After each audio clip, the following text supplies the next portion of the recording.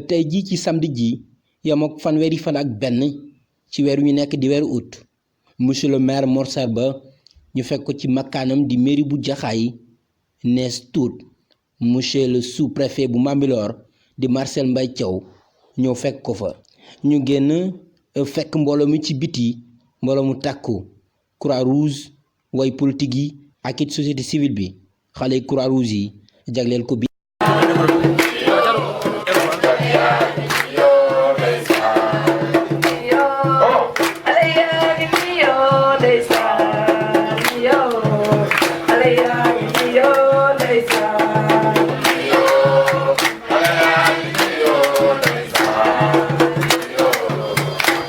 ca noonu ñu ànd ak caravane bi caterpillar yi ak ndaraan yi daal di topp monsieur le maire ñu dem ci zone ciblée yi bokkoon na ci site gendarmerie yi ñëw fii déguerpir lépp lu fi nekkoon ci ay déchets monsieur le sous-préfet bu Bambilor fësal fay kàddu di xamle ni certes Sénégal yëpp la war a engagé tey rafet na lu baax li askan wi ñëwee dugal seen ñàq dugal seen alal ngir projet bi gën a mën a jëm ci kanam.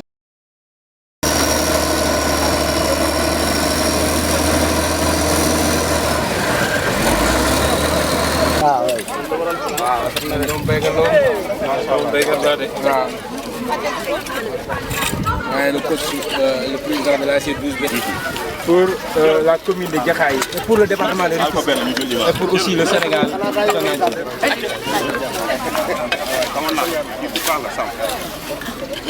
ak monsieur le préfet Marcel Mbaye Thiaw ñu ngi leen nuyu monsieur le sous-préfet. maa ngi leen di fay. monsieur le sous-préfet président de la République Macky Sall annoncé benn projet jëm ci wàllu cet commencé ko ci commune yi tey ñu. endroit yu bëri la ci biir commune bi. bon lii maire bu paree dañuy continuer dem ay xool yeneen gox-goxaan yi. nan lañ ko tàmbalee parce que maire lañ jógee jëm si fii. di rafetlu sant population yi laay wax. mais aussi force de sécurité yi. parce que lu demee nii volonté président de la République jëfee la sant. amul lu xalaat jëfee la sant. te loolu bu fekkee ne tey jii nii fii may wax ak yow. ci juróom-benni communes yi nga xam ne ñoom ñoo nekk ci arrondissement bi. kenn ku ci nekk am na taxawaay yoo xam ne yaa ngi koy commencé def ci ay réunion ak ay jëf. mais fii particularité bi mooy ne ñii dañoo wax démarrer. automatiquement.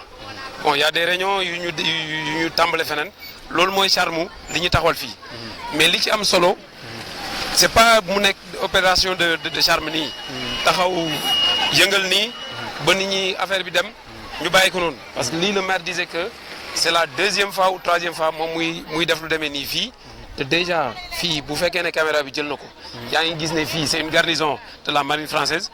déjà ñun pour nu ñuy seedee suñu diggante ak cet vis-à-vis de ñoom ñii nga xam ne ay gan lañ dëkk. dès lundi pour man sama oto ma mettre à la disposition pour ñu jël ay garab indi maire yi seet fan lañ koy reboiser bu ñu tàmbalee fii xayruñ bu ñu tàmbalee feneen aussi au moins que parce que la nature a horreur du vide bu ñu delloo aussi sanction yi dikkaat te defuñu fa dara aussi du sotti. waaw pour dernière question rek ban appel ngay jox sénégalais yi par rapport à cette mission. ñu jógee ci site gendarmerie ci camp marine française bi doxantu ba côté arrêt Bagnas ci parcelles yi monsieur le maire ànd ak ñu àndal ba léegi ñu setal foofu ba mu set wicc ñu jógee foofu ñëw ci cité 12B di terrain 12B bi amal fa campagne de sensibilisation jële fa lépp luy mbalit delluwaat fële ca site gendarmerie ca camp marine française bi ak it caravane ba léegi monsieur le maire jeexal sensibilisation bi di xam ne ni askanu Jaxaay ñoo war a jiitu ci bile projet ndax nag président jooy di Sénégal rek moo ko yitteel ak bëgg-bëgg askan wi tax mu initier bile projet.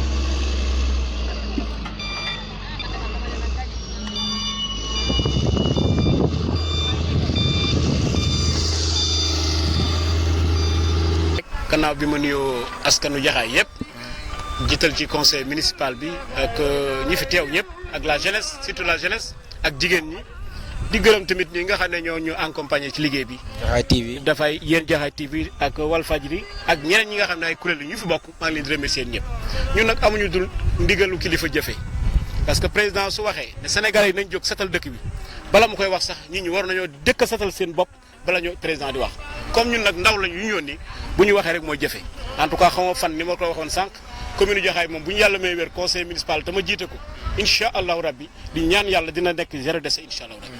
est-ce que liggéey bi dina am suivi parce que seetal yomb na waaye tamit ay mesures préventives da ci baax ak ay sanctions tamit en cas bu ñu taxalee. boo xoolee rek li nga gis sànq bi nekk di liggéey nga xam ne sénégalais war nañoo xoolaat suñu bopp xoolal bi ñuy liggéey sànq am nañu jël ay déchets ñëw fekk ñu ci taxawaay di ko yàq kon nag waa quartier yi ñoo war a taxaw état mënul def dara état mooy askan wi ñooy taxaw li ñu defar même bu ma jëlee arrêté sous-préfet accompagnement nit ñi nañu am fulla am fayda ku ñu fekkati ngay def dara ñu signal la ñu jàpp la teg la si yoon. gërëm naa ñi nga xam ne tey ñoo jóg ak ñi nga xam ne sax jóguñu taamoon yéen a ñëw muy ñi fi teew ñëpp ak ñi fi teewul surtout ñi fi teew takk seen digg di beral loxo mention spéciale jigéen ñi ak jeunes yi ak personnes de troisième âge yi gis nañu ay délégués de quartier 7 yu mel ne ñoom seen ak ay conseil municipal ak chauffeurs yi ak yéen presse bi ak ñi fi teew ñëpp ak ñi nga xam ne ñoo xëseen jàpp ci liggéey bi ak promoteurs yi nga xam ne def nañ seen loxo am na benn kilifa yoo xam ne jël nañ seen alal fii la ñu fekk contribuer boo dëkkee ci dëkk li may wax mooy bu la jëriñ dëkk bi jëriñee na nga delloo jëriñ dëkk bi am na ñu yeewoo fii di gis lii nañ def ni seen i morom def contribuer ci dëkk yi di ñaanal ñëpp di sant ñëpp ba suba ak jàmm jërëjëf. merci beaucoup. mu nekkoon journée bu surchargé monsieur le maire ànd ci way politique yi ak conseil municipaux yëpp ak it nag adjoint ak ñi mu àndal xamle bu baax ni mbir mi lu am solo la te lu ñu war a mën a teg loxo la ndax nag cet lu ñëpp war a jàpp la. Dame Sène JTV lamp ci technique bi Jaxaay TV.